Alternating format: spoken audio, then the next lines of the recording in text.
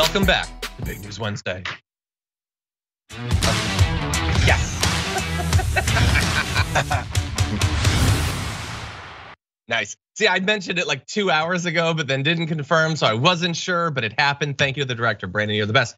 And Jayar also, well, obviously not the best. There can only be one best, and we've established it's Brandon. But second best is Jayar Jackson, who returns. Hey, I'll take it. I'll just take it. But Brandon is the best. I must say, he's one who's got us flowing right now. So I'll take it for now. But hopefully by the end of the show, I will have captured your hearts.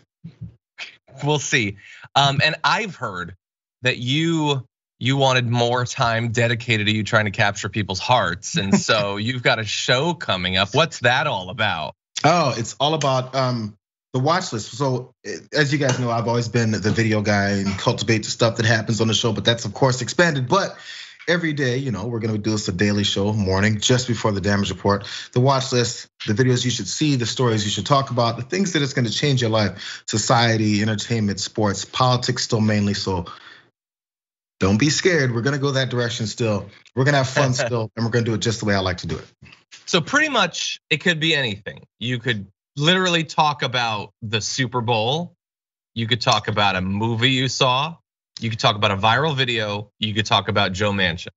Yeah, I mean, it won't be the Super Bowl. Like if it's a Super Bowl, it's gonna be what happened there and this guy who jumped on the field, or then hot dogs were $15, stuff like that. By the way, aren't we not supposed to use that term? Don't they get like really mad if you even say the official term for that game? I don't know. That's how little I know. It's somewhere in there. Yeah. Well, anyway, we're very glad to have you here. While we have you here, eventually we hope to have you here again. But the watch list is coming up in just a couple of weeks, so everybody get ready for that. John, and, I'm sorry. I always interrupt you, right? That's the one thing you're not gonna miss is me interrupt you in the middle of a very important sentence, which I do a lot. But I will not steal Fran on Mondays. That I promise you. See, I appreciate you saying that, but the fact that you keep saying it makes it seem threatening almost. Francesca, she's a grown adult of her own free will. She can do whatever she wants. No one makes her do choices. She'll make her own choices. Anyway, I hope that you have all chosen to watch 90 minutes of awesome news, which we're about to launch into. Talking about everything from voting rights to Ron DeSantis being a big old weenie to, hey, Ted Cruz is strong again. That coming according to Ted Cruz. And also, to close out the show, the last half hour, we have got a massive Big News Wednesday sized meanwhile in news from truly around the world. We've got animal news. We've got gates of hell news. We've got way too much news. So don't go anywhere because that's coming. But if you want to take a slight detour, don't go anywhere, but take a slight detour down to the like button, perhaps sharing the stream on Twitter or whatever. That would be great as we jump into this. And with all that said, Jayar, you ready to do this thing? I'm ready. In fact, I just liked the stream. Thank you very much for that. And now I've got what I like to call a watch list of videos you should see. Here is the first. Call on Congress to get done what history will judge. Pass the Freedom to Vote Act. Pass it now, which will prevent voter suppression. So here in Georgia, there's full access to voting by mail. There are enough drop boxes during enough hours so that you can bring food and water as well to people waiting in line. The Freedom to Vote Act takes on election subversion to protect nonpartisan electors, officials who are doing their job from intimidation and interference. It would get dark money out of politics, create fair district maps and ending partisan gerrymandering. Look, it's also time to pass the John Lewis Voting Rights Advancement Act.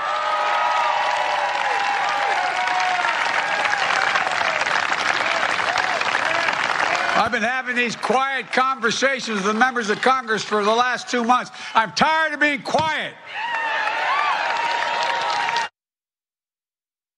So Joe Biden now tired of being quiet a couple months after we were already tired of him being quiet for about 8 months, because while some of the people in the background of that shot were very excited to hear the president talk about voter suppression and what he wants done about it, I too am excited for him to address this 8 days shy of 1 year after his inauguration, when we were already seeing, at the time of the inauguration, we were already seeing many Republican-led states stamping out people's ability to vote. Well, he's now talking. Jayar, he's tired of being quiet, and so he's speaking a little bit. What do you think? Listen,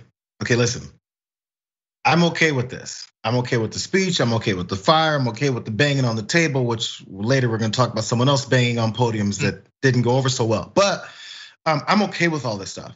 I'm okay with the heightened rhetoric, and now he's angry, even though all of this, of course, is generated and staff driven in a written speech right here. We know that. That's all politicians. That's not a knock on Democrats versus Republicans and Joe Biden and all that stuff. That's what all of them do. I'm okay with it because now it's even more on tape. I don't like the quiet conversations because we don't know what you're saying. We don't know how much you're saying. Well, maybe we'll just kind of show them that we kind of want to and sort of somewhat. Have the conversation out loud. Yes, no more quiet ones. So that now, if and when, or if you don't do this, we've got you directly saying this is what you want to do and this is what you're going to be striving towards. So if you don't, which we've seen it happen in so many other policies so far just in this first year, you have to answer for it. Now you're losing all of this talk about how libs and progressives keep talking down Democrats, and if we lose in the midterms and eventually lose the presidency, it's their fault. We got you on tape saying you're gonna do these things, and if you don't do it, we see whose fault it really is.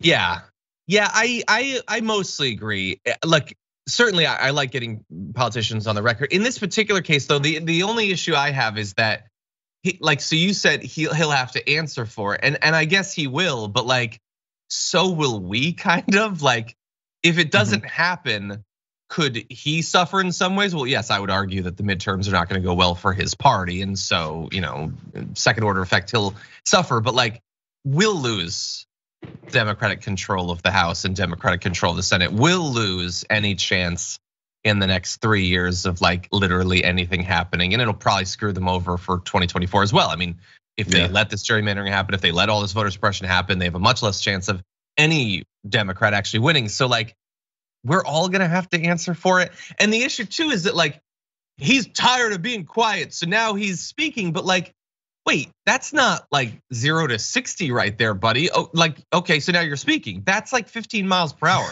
That's not what we need.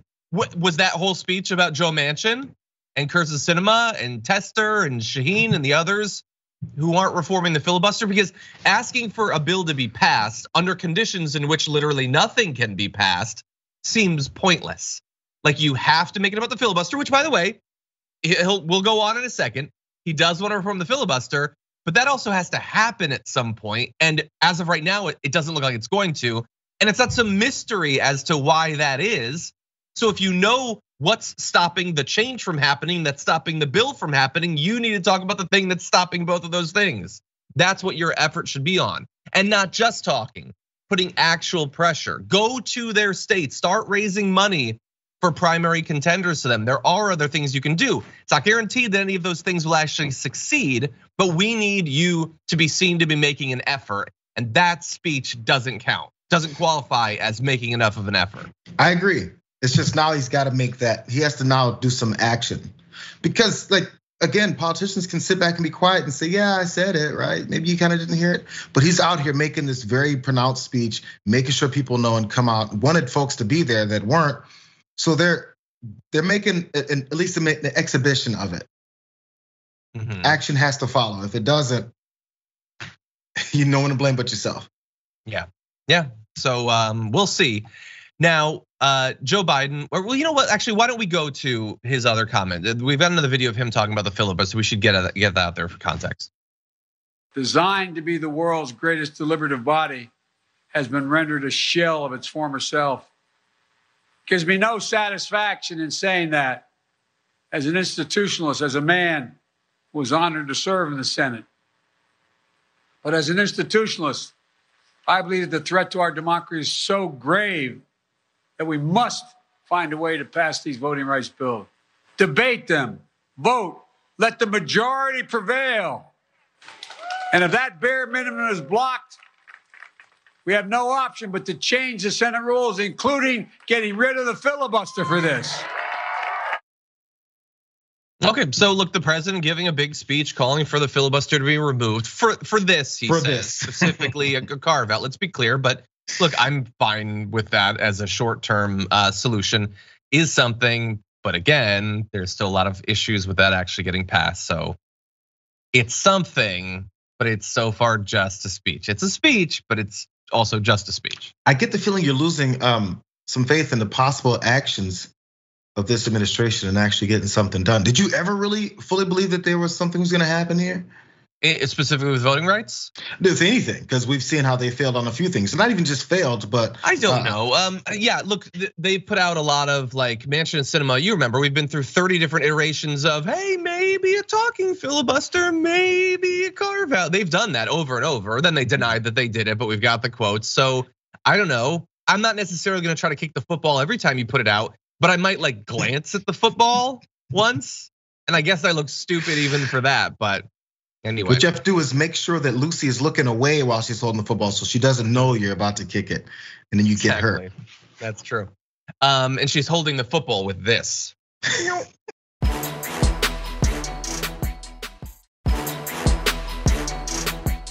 Joe Biden gave that massive speech, signals a changing position on the filibuster and voting rights, for the country, but also he wanted to give it for the actual activists who are fighting to make sure that people can vote. People like Stacey Abrams, but also many different groups operating throughout the country. Many of those groups, though, were not there at the speech. In fact, let's see, we've got Black Voters Matter, Galileo Impact Fund, New Georgia Project Action Fund, the Asian American Advocacy Fund, the Atlanta North Georgia Labor Council, along with James Woodall, the Georgia NAACP president. They all announced that they weren't going to be there for the speech. They weren't there to hear Joe Biden or Kamala Harris when she ended up speaking either. A joint statement from the Voting Rights Coalition says Georgia voters made history and made their voices heard, overcoming obstacles, threats, and suppressive laws to deliver the White House and the US Senate.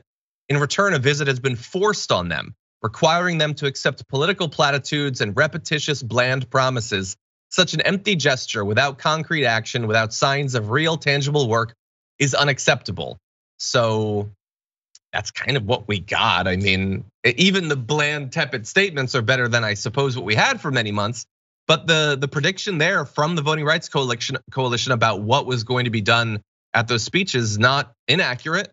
There wasn't like a vigorous condemnation of individual senators, a calling out of their corruption that leads to them opposing reforms of the filibuster. There wasn't anything like that. There was voting is good and you should be able to. What do you think about them not being there? And by the way, let's also throw out that Stacey Abrams specifically wasn't there, noticeably absent, said that there was an unspecified scheduling conflict. I am hardly the busiest man in America. Maybe some people have much more complex schedules than me, and maybe that leads to scheduling conflicts. I don't buy it. I think you'd make time if you were really supportive of the president and the vice president. And they like specifically want you to be there, and you're gonna be running for office in that state. I think you make time for it, unless you don't want to make time for it. Why would what she do you not think about that? But why would she not want to make time for it? For those same reasons, obviously, the Voting Rights Coalition went through the whole thing. So she's on board with that thought process. But as you mentioned, because she's gonna run for office, because she was specifically invited by the current president of your party, and is in office right now, and is making this type of fiery speech, which she has been making before, we need you. And then this is the type of illustration that then you give back to them. From these types of voting rights coalitions, from minority voters, from other people that you've shunned to the side and still enjoy their support. Show them what we've always been saying. Yes, we need you so that you can pass these laws and legislation, all this stuff, but you need us. You're not in office without us. And it seems like such a simple equation. We know it, but we don't really act on it. So of course, that establishment politicians can always roll into town. This is any party, by the way, can always roll into town and be like, the president is here. I know you guys said you don't like me, you don't like what I'm doing, but I'm here. And when the president comes, you sit down and stand behind me and look great for me. No, not anymore. That stuff is changing. We're not gonna continue to be pawns in the back of your photo opportunity to make sure that you look good. No, man. No, and so I respect that as a decision. And I get that, like, Psaki wasn't going to admit that they had been stood up by all these groups. Biden asked about this yesterday, says about Abrams, he spoke to her, we're all on the same page. We have a great relationship. We got our scheduling mixed up. Okay, yeah. No, and like, when I asked a girl to go out with me in elementary school, she did just have to wash her hair. Like, it's a scheduling like, I wanted to go on a date, she wanted to wash her hair. It happens. John got started early, man. I wasn't asking girls out till I was like 15. I also very much was not, by the way. Anyway, I am fake news. Okay, really fast. If the filibuster is going to be reformed, what needs to be done to make that happen is to get those who are stopping the reform from happening to sign on. That seems pretty clear. Well, oh my God, there was an opportunity that opened up this morning. Eric Wasson on Twitter reporting, Schumer says 9 senators will meet with Manchin this morning to try to convince on filibuster carve out. He says only 2 senators oppose such a carve out, which Eric Wasson then clarifies 2 Dem senators. We get it, Eric. You don't need to clarify that. All of the Republicans are against it. We get what you're saying, buddy. So anyway, Schumer was bringing in a couple of hired guns. Harvard professors Stephen Levitsky and Daniel Ziblatt, the authors of How Democracies Die, to present to the Senate Dem caucus today at their virtual lunch on their research and the urgency of passing voter rights legislation to address growing threats to democracy. So that's good. So they're bringing in not only their colleagues, they're bringing in experts, academics. And so a couple of hours pass, a few moments later, that's in honor of Jayar there. Eric Wasson reporting, after this meeting, Schumer said, quote, we're not there yet. Well, yes, that's sort of. We're not where yet. Anywhere, not anywhere. Wait. So this is an answer to what happened in the meeting where they're supposed to present to the Senate Democratic Caucus at the virtual lunch their research and the urgency of passing voting rights legislation. Is that what Schumer's referring to? You haven't gotten very far with convincing Democrats that voting rights legislation is important. Not that they should be on board with changing filibuster rules to get it done, but simply that is an urgency behind passing voting rights legislation. That's what we're fighting over. That's what Democrats are fighting over, whether or not voting rights legislation is important. And the 2 senators that they're fighting with don't think it's very important. Say it like it is. Stop saying, oh, we're not there yet. We're not there yet because these 2 don't believe in voting rights legislation. They're acting like Republicans. In fact, if they do believe in voting rights legislation, they're turning their back on it because Republicans rule them. Say it. Yeah, or at the very least, the donors do. Yeah, they're donors. Yes, actually. Manchin isn't doing anything. And someone in the chat said, I didn't see this. I in fact searched for it. That Cinema also was meeting with some people about. Oh well, I'm sure that's going to work out way better. I think by tomorrow, no more filibuster. It's just us. It's been Thanos. No, I don't. Like we cannot get. Okay. I want to be hopeful, and I want to be a source occasionally when it's rational of hope for the audience, but we also have to keep it real. Where reform of the filibuster sits is that we cannot get them to even agree to reform the filibuster so that the Republicans have to filibuster. We can't get them to even do that. Because by the way, the voting rights bill was filibustered this week. You may not have seen a lot of headlines about it because in addition to the Democrats, and by the way, when I say the Democrats, I'm not even just talking about Manchin here. Where's Chuck Schumer demanding that they actually speak? I want to see Mitch McConnell's neck like wobbling back and forth for the next 64 hours straight. I want to see that. Well, I don't have to, or I don't get to because Schumer's not requiring it. And the media in their headlines don't even call it a filibuster. They're like, blocked a simple majority vote. Oh, well, if only there was a definition for the thing that you just said. And so, no, they're not, they won't even make them actually filibuster. The country could, if you made them do 10 straight days, the Republicans, of reading the Cat in the Hat just to stop people from being able to vote, that might hurt them. Maybe it wouldn't, maybe our country is too far gone, but we could find out together, except now we won't have to, we won't get to. There's no cost to filibustering if you don't have to filibuster. Yep, if you don't even talk about it. Now, Republicans, my final thought on this is Republicans come out. We see Mitch McConnell coming out. We see McCarthy coming out, talking about the things they're gonna do when they win back the House and win back the Senate in 22. We're gonna punish Democrats. We're gonna retaliate against them for things that they did to us, which was nothing. If they get rid of the filibuster, I'm gonna pass the most extreme, stupid laws you could ever imagine. Go ahead, Mitch. If you pass the most extreme, stupid laws ever, Americans are gonna have to feel that. Why are we so afraid of them passing devastating laws? If someone says, hey, be careful, I'm gonna start cutting myself if you guys keep, hurt yourself then. That's your choice, bro. Don't come around telling me what you're gonna do when you have no power to keep controlling me when I do have power because the American people voted me in office. When's the last time you heard Democrats say mandate? When's the last time you heard elected officials that just got elected say, hey, the American people elected me, and I'll step aside? Republicans do it all the time. Republicans do it when they don't have a mandate. Yeah. People believe it anyway. Yeah, step one is always claim a mandate. It could be the closest election ever, and sometimes is, and they will claim the biggest mandate history has ever seen. They're claiming mandates before they've even won in 22 right now. Yeah, it's just so frustrating. Okay, so here's what's gonna happen. We're gonna take a short break. When we come back, Donald Trump calling out Ron DeSantis. It should be at least a little bit of fun. We'll be right back.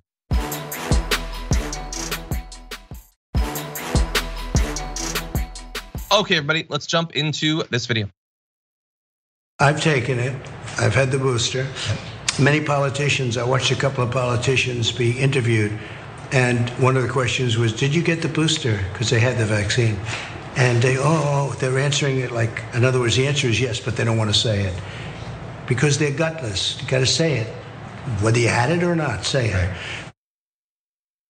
Okay, so Donald Trump doesn't often say something that I think is fairly, not to insult Rashad Richey, indisputable, rational, coherent. But there he sort of did.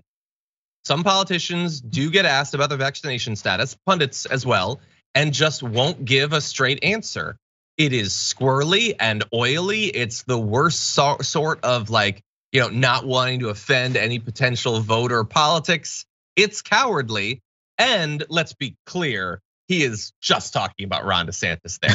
I mean, other people have been asked, but very recently there was a whole news cycle of Ron DeSantis very specifically not answering questions about this. Just in mid-December, he was asked the question on Fox News channel, and DeSantis said, so I've done whatever I did, the normal shot. And that at the end of the day is people's individual decisions about what they want to do. Dude, answer the question. You little weenie baby. Just answer the question, but he won't. And so Trump gets to mock him. And we unfortunately have to side with Trump here. It feels weird. What do you think, Jayar? Well, this is a tear he's gone on. And honestly, it's not too surprising. Because we've seen Donald Trump lead this Republican Party down a particular road. Then as they follow him towards the cliff, he stops and steps out of the way. It's exactly what he does every time to them. So he's led them down to anti-vax, the anti-masking route. Oh my God, this vaccine sucks. Oh my God, if you take it, you're a Democrat. You're helping the other party. And they were like, great, this is a good thing. We can utilize the guy that we hate and garner all of his supporters behind us, all those crazy people, and then we'll take it. And then whether or not he runs or not, maybe people will get tired of him. Then we've got all this extra energy. They just wanted the energy from him. Now he keeps making these left turns at the last second, and they're left holding the bag. Yeah. So now, as he sees it happen, he's criticizing the very people that he led down the same road, and they're kind of left up the creek without a paddle. Yeah. Because they don't. That's true. I like mixing up the analogies. They don't have that weird ability he has, and the ability that's been given to him by the base, which is he can just say anything, and he can say it, really blatantly, and they might disagree with him, but then he reverses his position. DeSantis is Trump-like, but he's also trying to be a politician. He's trying to be careful and calculating. Trump has never calculated anything, literally a single thing in his life, and so he doesn't have to here. However, before we move on to more of the commentary, I have seen some comments from people saying, hate to have to agree with a con man, feels weird to agree with Trump. And so I made you feel those feelings for a few minutes, but let me make you feel a little bit better here. So Donald Trump is 100% right that Ron DeSantis is a weenie. And in his commentary, he is calling out cowardly politicians who won't just say what they mean. They won't be explicit. Say if you got vaccinated or not. If you just like imply something without saying it, you're being a coward. And you know who else is being a coward? Donald Trump, because he didn't say Ron DeSantis in that. We know that that's what he's talking about. It's the most obvious thing in the world. So just say it, buddy. Why are you just implying it and dancing around? Oh, I don't want to insult Ron DeSantis. I thought you were the big alpha. I thought you were the big man. You can't call out Ron DeSantis. You know he's not gonna fight back. He's a baby too. But Trump is being a coward as well. I agree with him, but I agree with a coward. Damn, anyway. John. Actually, I hadn't thought about that. It's a really good point. That's all I have to say. Thank you. I tried. Now, Donald Trump had more to say about these weenie politicians, but also about the vaccine and all that. Here's more of his commentary. But the fact is that I think the vaccine has saved tens of millions of people throughout the world. Really thought that was longer. I think I might have put in the wrong time codes. Anyway, so look, he wants the credit, obviously. He wants the credit. I don't remember what the rest of the video was. So he wants the credit for doing the vaccine, but then he does go on and talk about, but obviously the mandates are bad and it's gotta be up to the individual people and all of that. So the issue is there. He is saying he got it. That's good. That's first check mark for a politician, especially a right winger. The second is he says that it's a good thing that it's out there, that it saved 10 million lives. It's an exaggeration and he wasn't involved at all. And the whole thing is rife with misinformation. But then he starts to undercut it with it has to be your individual choice. Yeah, obviously, every single thing you do is your individual choice. But he is doing, let's keep it real again on the cowardly thing. When he goes from, I'm vaccinated, it might save your life, but it's tyrannical to make you do it or whatever. He's doing a version of the thing that Ron DeSantis is doing. It's not as pathetic, but he is trying to once again stroke the hair of the stupid, scared anti-vaxxers and make them feel great about everything. And that is coddling in a less explicit way, anti-vax sentiment. So frustrating too. It's the operating procedure. It's how they're gonna have to operate from here on out. Because in order to rile up people with this level of disinformation and anger, vitriol, which could also lead to physical violence, which we've seen a lot of times already happen, you have to inject a large amount of this negativity, and then that doesn't leave much room for saying anything good or positive, that anything going forward. So they've cornered themselves a bit, and I'm not sure how, in multiple ways, by the way. So yeah. By the way, I just remembered what was in that video. He goes on and talks about how these young people, they shouldn't have it if you're young and healthy. Barron had it for 3 minutes, it was just gone. That again, rife with misinformation. Yes, kids tend to do better, but some have died, many have been hospitalized, and along the way, they can pass it to people who will not do as well. And again, saying if you're healthy, you don't need to do something like this is nonsensical. It is only healthy people that need to get vaccinated. The unhealthy people have it. That's why they're unhealthy, okay? Yes, you're healthy now. You know what hurts your health? The virus. That's what hurts your health. So get vaccinated.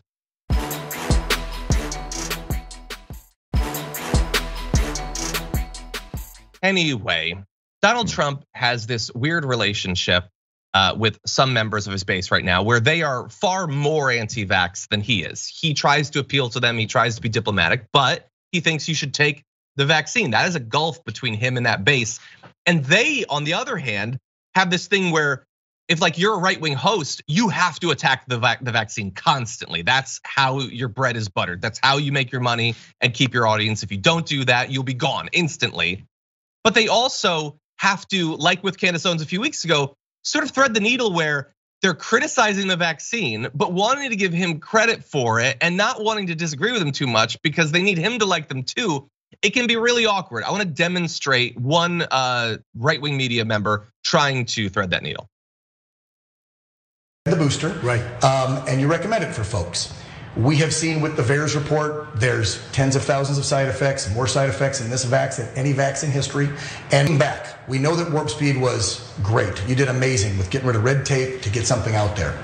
But after now so many months of the vaccine being administered and these side effects and Americans' questions of it, do you reconsider your push for it? Or And that, by the way, is what leads into him calling out the weenie politicians and everything. But Jayar, what do you think about what that, I don't care, the clone of Tucker Carlson or whatever had to say? You regret your push for it? Well, give me some information, because of all those side effects that happen. Like what? There's always just an aside. There's supposed to be a fact here. And yeah, sure, people have had some side effects, but is that what's keeping people from getting it because they're afraid of the side effects or because they've attached their identity to this movement of being an anti-vaxxer or a conservative, whatever it is, because it's not all conservatives. I want to make sure we also dispel that, because every time I mention conservatives and anti-vax, it crosses the board. It's some people who have no political ideology are anti-vaxxers. So when people have attached their identity to it, and where this huge influx of it has come from is the people who think they're these conservative and Republicans, and they can't break the rules of being a conservative and Republican. So they have to be anti-vax, and they're afraid of this, and it's who they are. My grandfather was a Republican, so I'm a Republican. Who cares? Right now, who's dying and who's helping inflict pain upon American people? So think about it for yourself. So yeah, he has to toe the line to make sure people still hold their identity as a Republican and conservative and anti-vaxxer somehow. But then maybe get boosted. It's a hard line to toe. Yeah, and you're gonna sound ridiculous every time because it doesn't really add up. Here's how ridiculous you will sound. Think about what he just said there. He said, obviously Operation Warp Speed was great. You did amazing, tremendous, historic work in getting that thing out there that then has killed thousands of people because it wasn't tested properly. It in fact is destroying people's hearts and brains, killing children and elderly alike. It's the apocalypse. And you did a great job in getting it out there so quickly. In fact, you cut red tape that possibly would have detected the damage it can do to your heart, myocarditis. It'll put you in your grave. That's insanity, what the dance that you just saw there. But that's what he was saying. Yeah. God, what a weird relationship they have with their dear brain, with their brains, their own brains. Also with their brains. By the way, I just wanted to throw out, the Ron DeSantis thing. Why call out Ron DeSantis? So you already know why he's calling out Ron DeSantis. He's worried about Ron DeSantis running for president, and I doubt he's that worried. I think he thinks, and I think Ron DeSantis thinks that if Trump runs, and he probably will, that Ron DeSantis isn't gonna risk going up against him. But Trump is apparently worried about it enough to call him out and to talk behind the scenes. Maggie Haberman behind the scenes is saying that Trump says that DeSantis isn't showing him enough deference.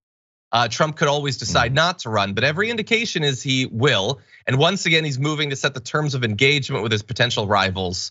While those rivals are mostly averting their gaze and hoping he goes away, which is literally a thing that has been observed in chimpanzees. When a chimpanzee will see a banana, they know that if they look at that banana and the alpha chimp sees them looking at the banana, it will follow their gaze and take the banana. So they will very seriously look away until the other monkey leaves. So the GOP has reached the level of chimps. And so anyway, yeah, this is all about posturing for 2024. That's all. Man, imagine having to be in this situation. You think you're a powerful politician, banana, but you can't get it yet. Sorry, I was done with the chips. Same idea for them. That banana's dangling in front of them. They're like, but Trump is gonna rip my knuckles off. It's not gonna work out. Don't mess with a chimp. Okay, so we're gonna jump into this next video in just 1 sec, but we have been warned by Sophie not to take forever, so I will try not to. Let's watch this video. Once I'd like to see a reporter say to Joe Biden when he stands at the damn podium in the White House without a mask, Mr. President, why aren't you wearing a mask? Just once, I'd like to see you say to Jen Psaki, the White House press secretary, when she stands at the podium with no mask, Ms. Psaki, why don't you have a mask? Thank you all. Now, before you laugh at Ted Cruz, and spoiler alert, we will, the technique that he's using there is time honored, from Soviet leaders like Khrushchev to, I don't know, salesmen at Dunder Mifflin. That is how you show that you're an alpha male, and sales will go high into the next quarter. That's what you do. You all said I was a coward. Not a coward. Could a coward hit this like this over and over? Jayar, what is wrong with him? It's so pathetic. Oh God, he's trying anything. It's desperation. But listen, he even used a kind of curse word. He said, "damn," as he hit the table. You forgot it was "damn podium." That damn podium. So he's upset at the podium. He's upset at Joe Biden, and he's upset at Jen Psaki. Now, I'm sure there's people who will be like, he's making a point because you guys never ask Democrats why they're not wearing a mask when they're at these things. Cool, actually, fine. I think they should ask them these things. It's okay, ask them that question because I'd like to know. But here, it's not about that, as you've easily pointed out here. It's not about that mask. I just want to go because he answered. By the way, that was a long press conference. That was at the 51-minute mark of the entire press conference. So he got to the point where this woman asked him this. You guys are all collected up there and nobody's wearing masks. How do you feel about that considering it's spreading so hard? Then he went to 2 other answers, then said, I want to come back to the thing because I have an opportunity. So he had his opportunity, he took it.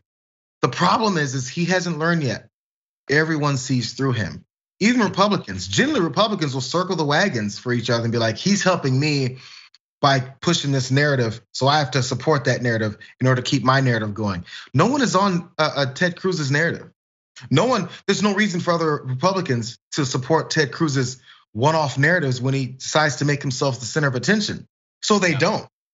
He just doesn't realize that's how it works yet because he's still trying to be this one-off guy who thinks he's smarter than everyone else. And it's just not, it's not gonna work out. But he's trying to flip that script and be like, you guys are gonna call me 2 more weak a-holes anymore. I'm gonna show you I'm strong. It's so, you're 100% right. So he has his plan and he just can't see that he will never be the guy in the voters' eyes that he wants to be. The voters like him more than they should. Let's give him that. He's stupid and a weenie and they don't 100% see that. But he's not gonna be president. The GOP is not, and it's not about Trump. If Trump, succumbs to the filet-o fish tomorrow, there will be someone else who's gonna make him look like a coward and like a fool. It's just that is the curse of Ted Cruz. And I don't feel that sorry about it. Anyway, we're gonna take our second break. When we come back, some bad takes for you. Not from us. Ours are gonna be good, but we've got some. Don't worry. After this.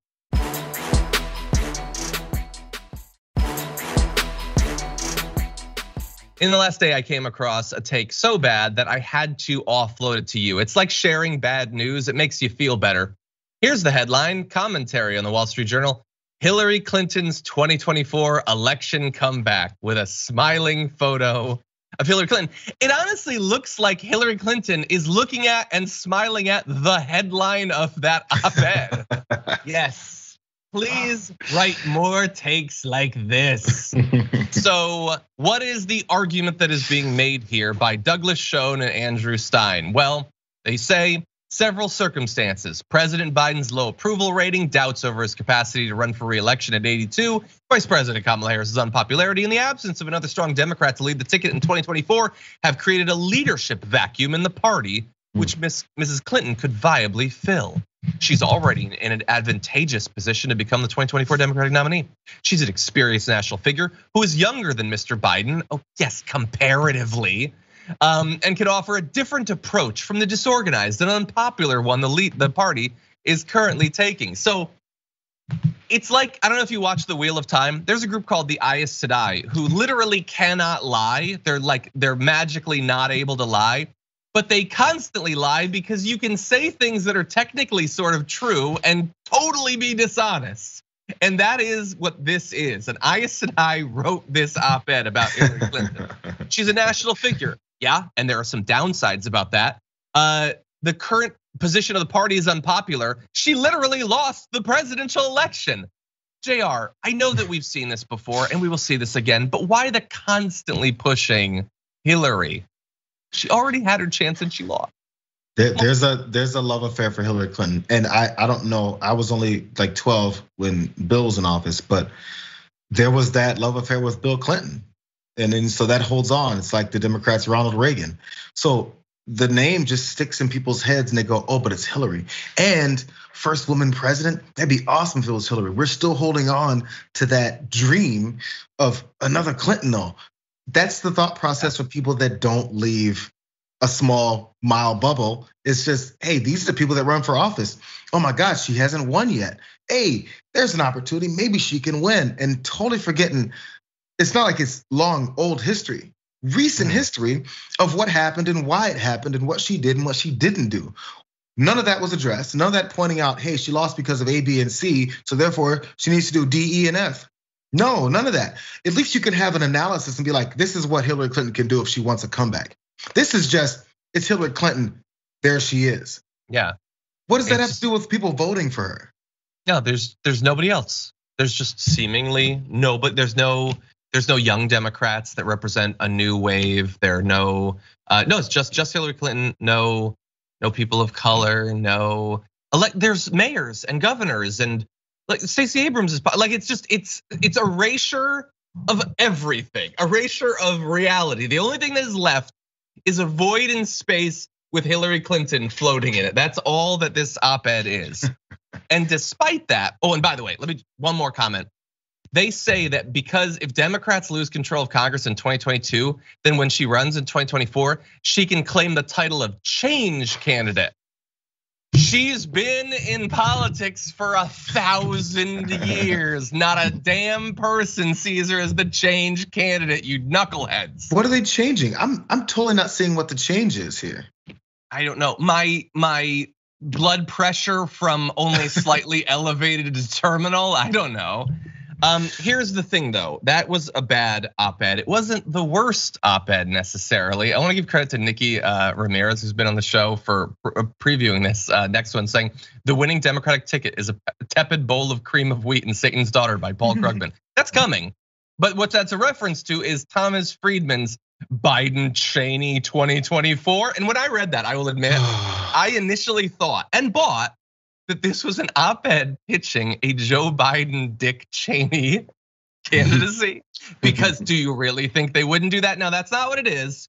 It's about Liz Cheney, Jayar. I find that maybe dumber than let's just do Hillary again.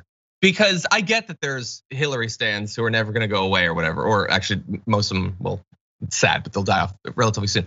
But the Biden Cheney thing, why? Why would we choose Liz Cheney? Why are you buying into that she's anything more than 2% better than any other Republican? Oh, because she joined the January, you know this. She joined the January 6th committee. She's the co-chair. She's speaking out against Trump. She says these politicians are all involved in MAGA that stormed the Capitol should be held accountable. And I'm not gonna sleep until it's done. All that is what she's doing. That's all it takes. So again, for these types of Democratic voters, they have to be the ones to be like, hey, a Republican can say one thing once. And I'm like, oh my God, make her vice president. Why? What is she gonna do as vice president? We don't think beyond the election. We don't think beyond the campaign. Like, would it be great? Couldn't we raise a lot of money if we had Liz Cheney and Joe Biden run? Wouldn't that be great? Hey, wouldn't that be great? Then what? Then what happens? Then what? What? Then she passes all these progressive policies. Forgetting that. Then she passes all these normal Democratic policies. No, how about we look at her voting record? Then what? Does she support all these things that you support? We forget what the point of electing someone is, so they can represent you and your values and implement and pass policies that'll actually change things and make things better for the country. You forgot that part. Well, that's your theory of why you would choose someone. They have a different one, which we'll get to, but we have to end this soon. But I'm gonna do a bad thing to the audience and I'm gonna read the other options they present. Joe Biden and Liz Cheney's one. Joe Biden and Lisa Murkowski. Kamala Harris and Mitt Romney.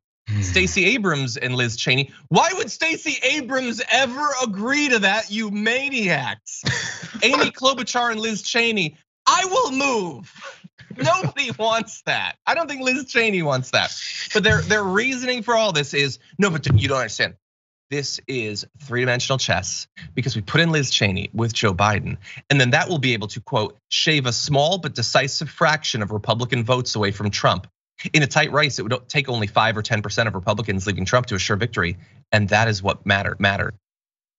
In your mind, Liz Cheney, like their argument isn't that adding Liz Cheney gets disaffected Republicans or whatever. It's she will steal Trump voters. So Trump voters who historically love Liz Cheney recently will sign on to Joe Biden if that's what it takes to get Liz Cheney in the White House.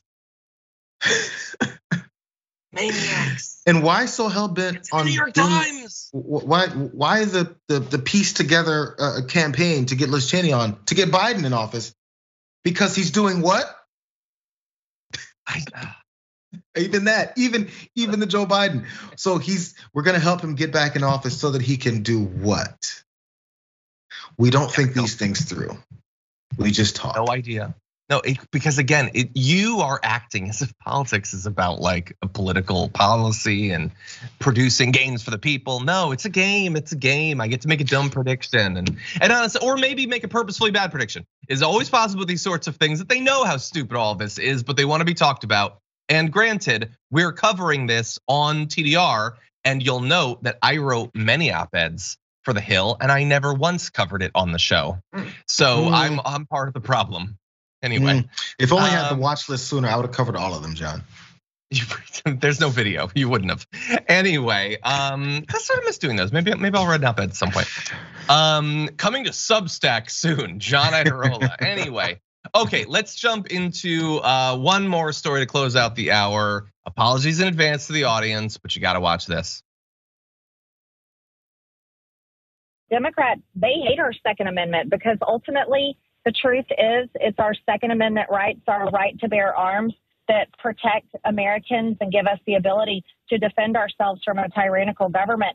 And I hate to use this language, but Democrats, they're doing exactly what our founders talked about when they gave us these precious rights that we have. And no one wants violence. And I say it all the time. I'm not a violent person, and I hope to never see a civil war in this country.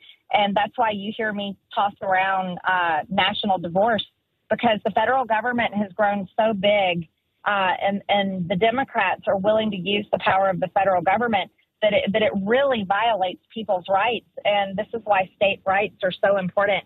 And it's a shame. We shouldn't think that way, but I don't know what's going to happen in the future. But we always have to make sure that we're defending our Second Amendment rights and making sure that our state rights are protected. Okay, because in her words, the Democrats are willing to use the federal government. She didn't say for what or why that was bad or why you should be scared. Just they use it. That's it. She assumes that everybody tunes out when she speaks as a defense mechanism to not suffer brain damage. But anyway, let's just keep it real. She said the Second Amendment is to defend against a tyrannical government, and the Democrats are doing exactly that thing. I don't like violence or anything, but I believe the Second Amendment is the answer, not just hypothetically, but in this specific instance, it is the answer. With this specific instance, what, right now? This particular year? Because of what the Democrats are doing. They're willing to use the power of the federal government.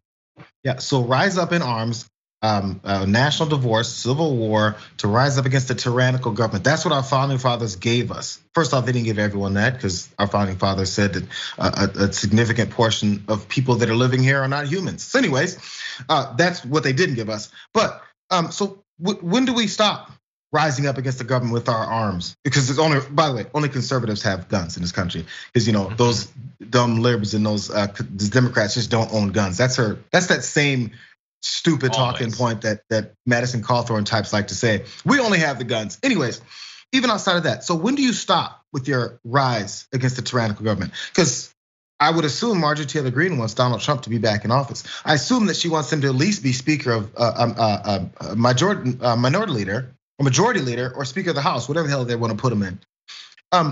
So if we're rising up against the government now, when Donald Trump comes back into power like you want, do we put our guns down? Do we stop shooting at the government? Is the government no longer tyrannical because he came in?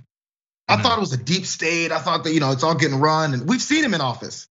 Was it tyrannical then? Should we've risen then? When do we put the guns down? Because you're gonna rise up and get to shooting.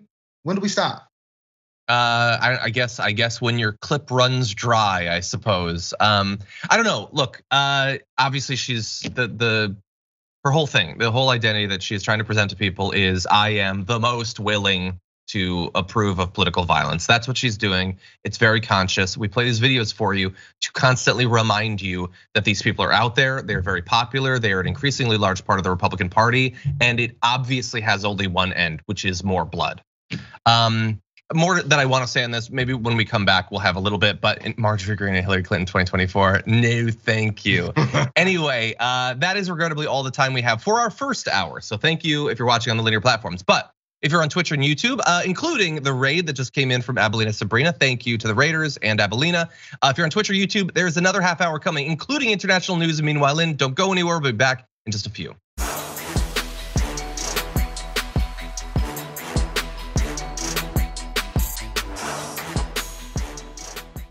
Thanks for listening to the full episode of The Damage Report. Support our work, listen ad-free, access members-only bonus content, and more by subscribing to Apple Podcasts at apple.co/TYT. I'm your host, John Adirola. I'll see you soon.